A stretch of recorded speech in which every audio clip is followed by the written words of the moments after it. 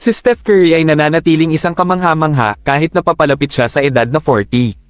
Nag-average siya ng 24.5 points bawat laro para sa Golden State Warriors sa kanyang edad na 37 noong nakaraang taon at pinangunahan ang NBA na may 4.4 3-pointers made per night. Ito ay natural na magtaka, gayunpaman, how close Curry might be to hanging up ang kanyang sneakers. Nang tinanong si Curry tungkol sa pagtatapos ng kanyang career sa NBA, nagbigay siya ng isang definitive statement that suggests ng mga fans ay masisiyahan sa ilang higit pang mga taon ng Curry Magic. Si Curry ay taken in the lottery ng 2009 NBA Draft. He's been around for a while now.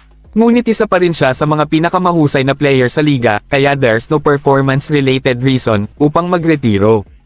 Ang Warriors, kahit papaano, ay matutuwa to have him until he's ready to walk away, no matter when that might be. Ang ganitong mga pribilehiyo ay afforded ng pinakamahusay na player sa history ng franchise. Ang Los Angeles Lakers ay made the decision to trade para kay Luka Doncic ilang linggo bago ang trade deadline.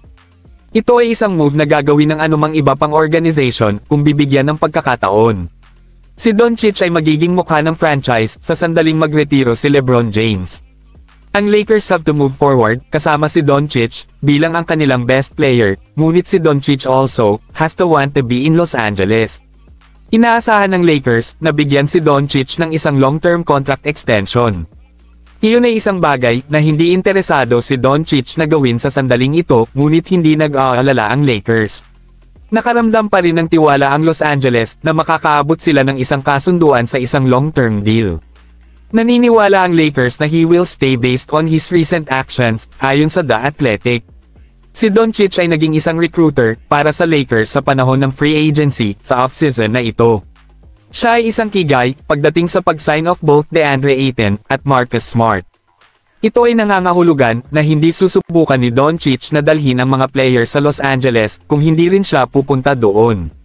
Sinusubukan ng Lakers ang kanilang makakaya upang maibigay ang nais ni Doncic.